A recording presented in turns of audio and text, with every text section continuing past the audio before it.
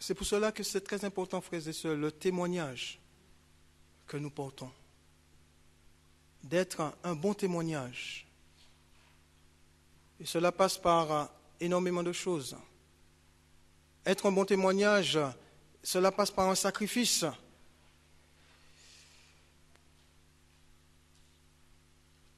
Dans 2 Timothée au chapitre 2, verset 19, la Bible dit que le Seigneur connaît ceux qui lui appartiennent et quiconque prononce le nom du Seigneur, qu'il s'éloigne de l'iniquité.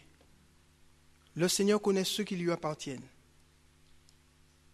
Vous appartenez au Seigneur? Si vous appartenez au Seigneur, éloignez-vous de l'iniquité. C'est là, donner un bon témoignage, afin que le nom du Père soit pleinement glorifié. Le chrétien doit vivre de telle sorte que ceux qui le regardent doivent avoir envie de venir au Seigneur.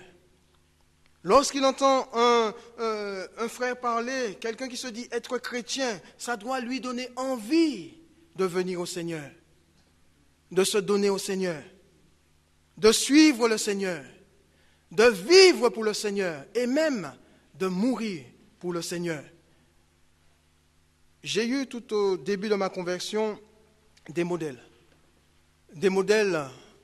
des hommes que j'ai considérés comme étant des modèles. J'étais tout jeune converti dans cette église. J'ai eu un frère notamment que je considère beaucoup, qui était pour moi un modèle. Et je n'arrivais pas à comprendre comment ce frère qui disait aimer Jésus pouvait aimer autant le Seigneur alors qu'il ne le voyait pas. Et je voyais au travers de la vie de ce frère le Seigneur, Jésus lui-même. Et cela me donnait envie de suivre le Seigneur, envie de marcher avec le Seigneur, envie de vivre pour le Seigneur et envie de servir le Seigneur.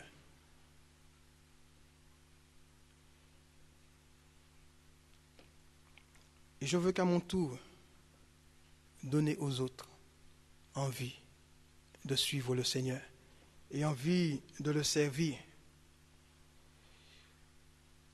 Vous imaginez si ce soir, le Seigneur devait choisir au milieu de nous des hommes et des femmes qui aient un bon témoignage.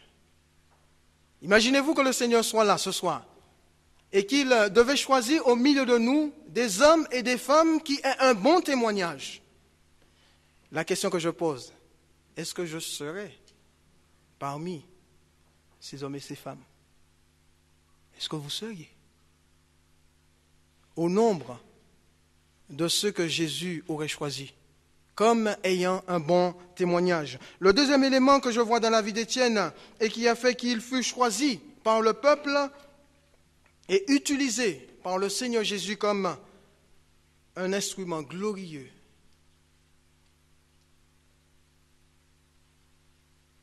c'est qu'Étienne était rempli du Saint-Esprit et de sagesse.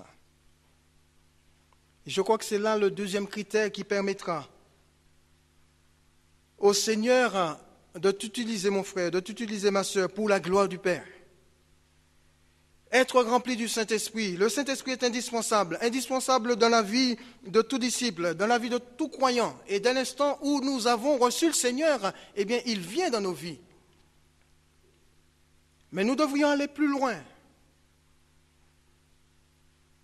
et rechercher le baptême dans le Saint-Esprit, si cela n'est pas encore le cas. Je vois l'apôtre Pierre qui, rempli de crainte, va renier le Seigneur. Mais il nous a dit le jour de la Pentecôte où le Saint-Esprit est descendu avec puissance et force, eh bien c'est Pierre qui va se lever avec le message de l'Évangile et prêcher cette parole, et il nous a dit que 3000 âmes vont se convertir. Une autorité, un changement radical dans la vie de l'apôtre Pierre. Tout cela à cause, grâce, je dirais, au baptême dans le Saint-Esprit.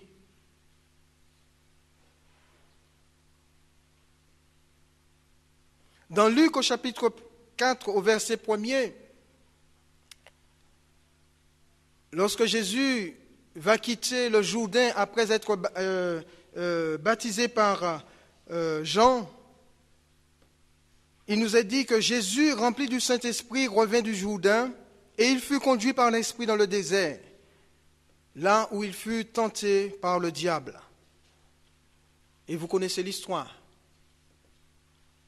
Et au verset 14, il nous a dit, après qu'il soit sorti du désert, victorieux, sur toute la tentation, sous les tentations, sur le diable lui-même, par la parole de Dieu, eh bien, il nous a dit que Jésus fut revêtu de la puissance de l'Esprit, et il va retourner en Galilée, et sa renommée se répandit dans tout le pays d'alentour. Jésus, rempli du Saint-Esprit, entre dans le désert, tenté par le diable, il ressort vainqueur, et il sort du désert revêtu de la puissance de l'Esprit.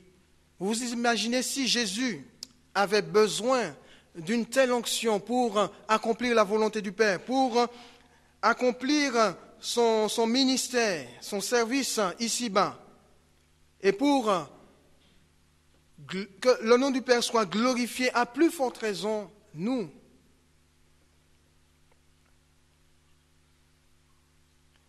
Cette onction était tellement indispensable dans la vie des disciples que Jésus leur a recommandé de ne pas s'éloigner de Jérusalem jusqu'à ce qu'ils aient reçu la promesse du Père, le Saint-Esprit, que le Père avait promis dans Joël au chapitre 2, et que Jésus avait dit qu'il enverrait de la part du Père.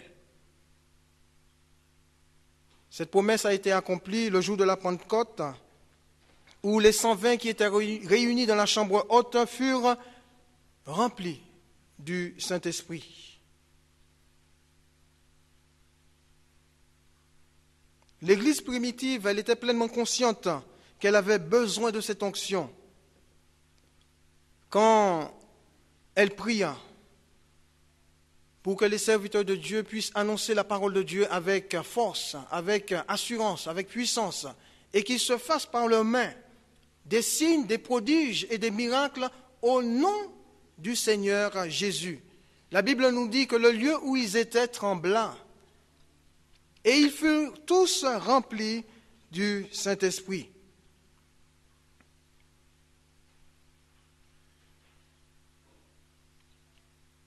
Et ils vont annoncer la parole de Dieu avec une pleine assurance.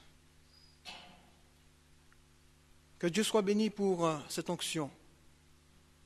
Et je crois que nous avons besoin de cette même onction dans ces derniers temps. Je dirais encore davantage. Je ne dirais pas comme Élie, Seigneur, je voudrais une double onction de ton esprit sur ma vie.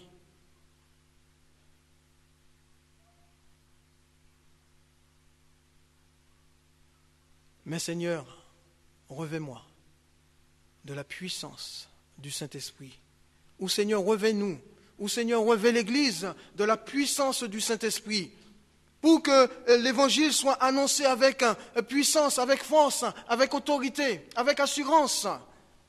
Pour que mon témoignage, Seigneur, soit proclamé avec assurance et qu'au nom de Jésus, qu'il se fasse au travers de ta vie, mon frère, au travers de ta vie, ma sœur, des signes, des prodiges et des miracles, afin que le nom du Père soit glorifié. Parce que je crois que si Jésus veut qu'il se produise des signes, des prodiges et des miracles au travers de son Église, au travers de son peuple, au travers de ta vie, mon frère, au travers de ta vie, ma sœur, ce n'est pas pour ta gloire, ni pour la gloire d'une Église, ni pour la gloire d'un homme, c'est pour la gloire du Père.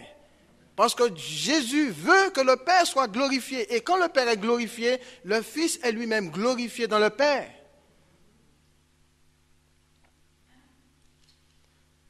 Je crois que nous devrions vraiment prier et demander au Seigneur de nous donner à avoir un bon témoignage